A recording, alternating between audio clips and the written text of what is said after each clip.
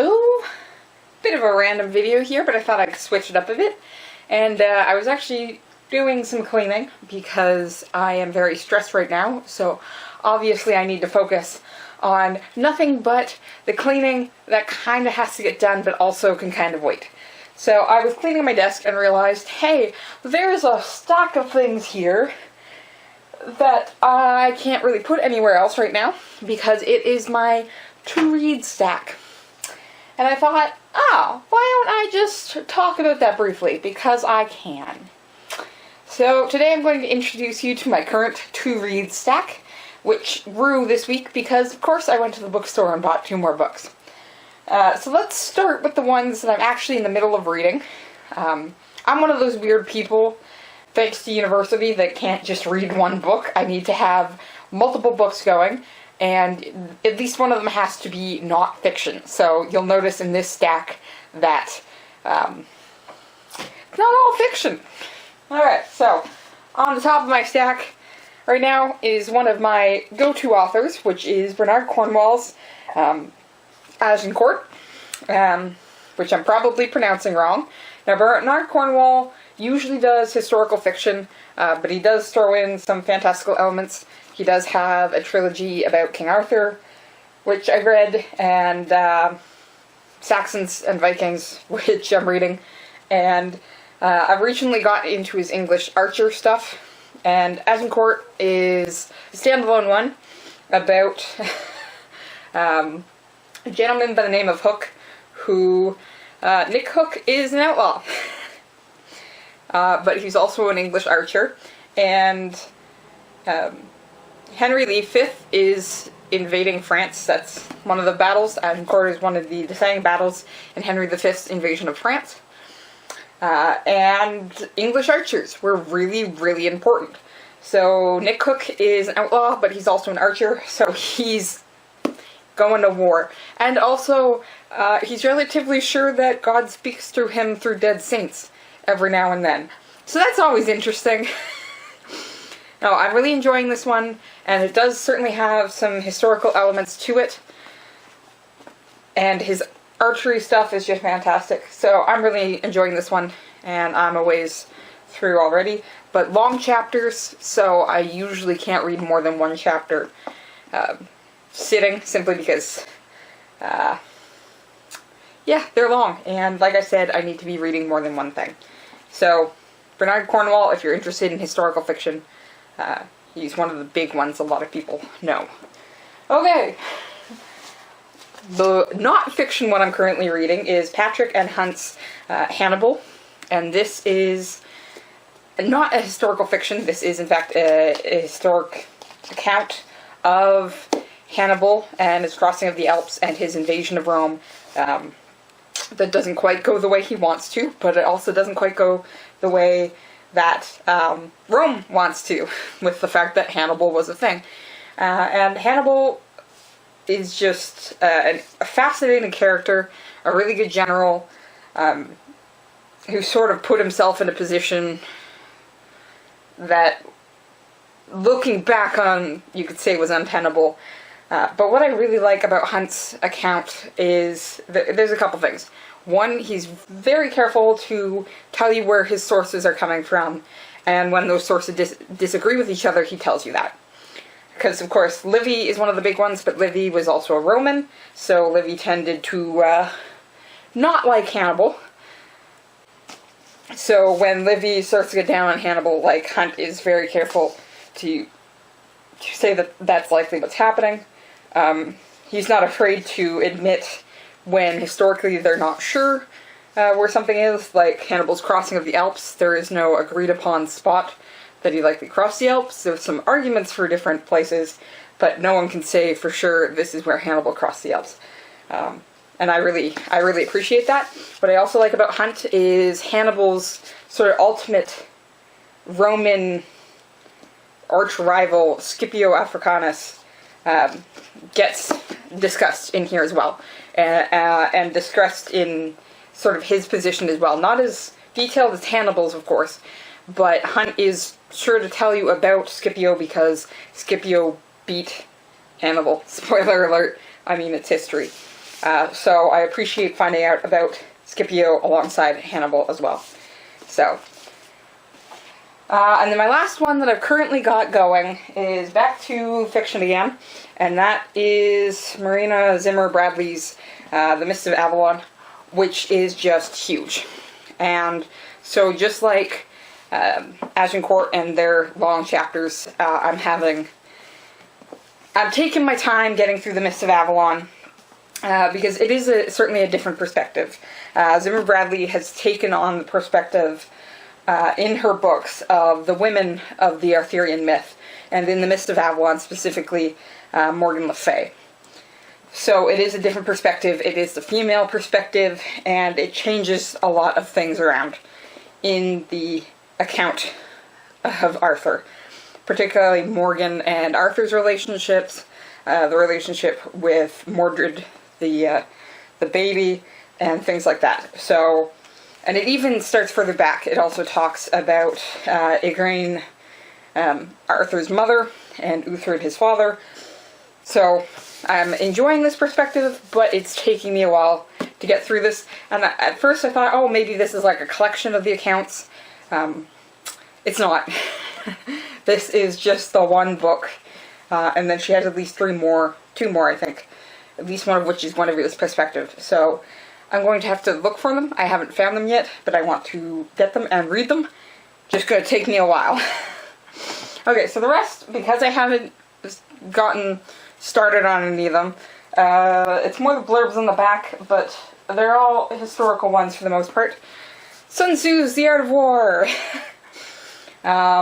This one, a lot of people, you've probably heard of it.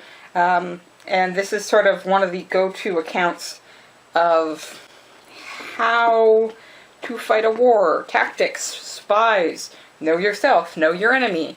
It's all here, and in fact, a lot of military accounts, military leaders have studied Sun Tzu's The Art of War. This particular one translated by Ralph D. Sawyer, so we'll see how that translation is. But part of it, of course, is this is just a classic, and I try and read as many classics as I can.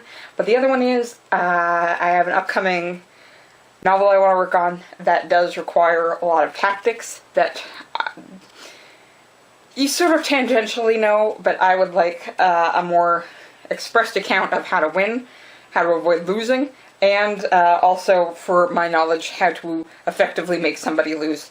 AKA, where do I put the mistakes in that we sort of know, oh, that was probably a mistake, so it doesn't seem like they just lose out of nowhere. So, Sun Tzu's The Art of War is in my stack. That was one of my most recent purchases, along with The Medici by Paul Stratathurn. Oh, names are gonna do me in. Power, Money, and Ambition in the Italian Renaissance. So the Medici family, from what little I know about, was sort of the big patrons of a lot of the Italian Renaissance artists. And you'll hear them mentioned throughout Italian history.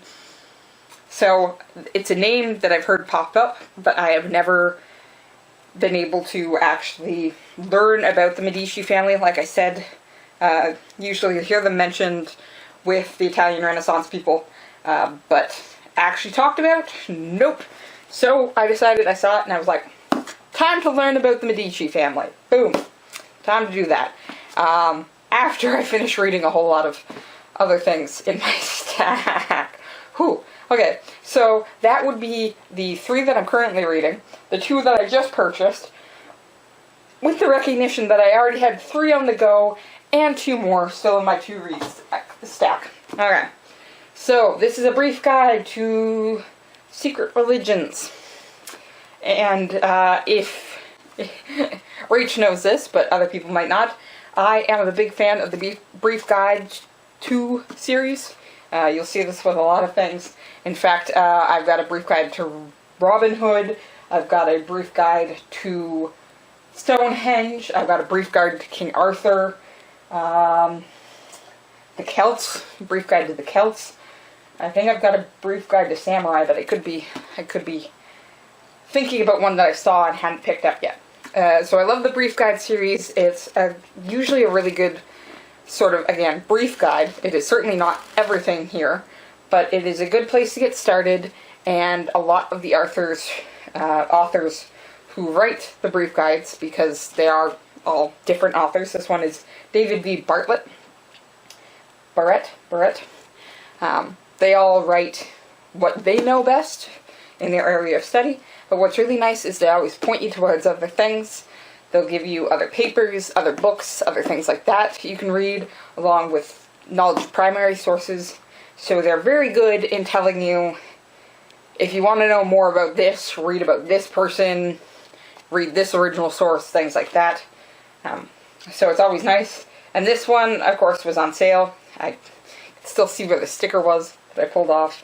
But it's a complete guide to their hermetic, pagan, and esoteric beliefs. So, a complete guide. A brief, complete guide, again. So always take brief guides with a grain of salt, simply because there's probably a lot more than this. And that's just what they've got in the text. But I will note this is one of the thicker brief guides that I've seen. And then my final one. So we're back to Rome and Rome's enemies. So this is Barry Strauss's The Spartacus War. So Spartacus freed Roman fighter. He was in the Colosseum. You might have seen the movie. But basically it's a slave rebellion that turns into a war that Rome was not expecting. So this is, again, it's certainly one of the shorter-lived warriors, noting that Hannibal was physically fighting Rome for about 16 years. The Spartacus War is not nearly that long, but he did a lot more for the fact that he was considered a Roman slave, and no one was expecting it. So it's sort of interesting, and I've got another book that I did read earlier called The Enemies of Rome that I think I might do a review on, but it gives you a sense of just how much the Roman Empire has actually lived through when you have Hannibal fighting them, and the Spartacus War involved, and Boudica, and all these other people that they ended up fighting and overcoming, until they didn't. So that's the other interesting thing, is seeing the history and seeing what all these groups have accomplished, and how it comes down to us. Like the Medici, and the Italian Renaissance, and the fact that Rome was a thing, and the art of war, studied by war tacticians. So, that is my stack of to-read books, which I am enjoying thoroughly. It's just, I'm telling myself, I gotta get through the stack before I build another stack. I got to finish the stack, or at least get down to just like the last one. Especially if it's, if it's the Mist of Avalon, because I've learned I really do need to balance it out. I need to read some history, or some political science, or some philosophy along with the fiction, and balance it out. But I'm certainly doing well for that. So, isn't this a nice stack? That is my to-read stack of books. Bit of a random video, like I said, but maybe I'll keep doing things like this, introduce you to some of my book collection, some of my game collection, some of my movie collection. I'm just expanding. It's going to be great. It's going to be fun. So, now that I've shown you that, and don't really have an excuse while I'm editing this, I guess I should go ahead and do some of the writing I've been putting off. So, I'm going to keep reading, keep writing, probably keep procrastinating, and I'll talk to you next time. See you around.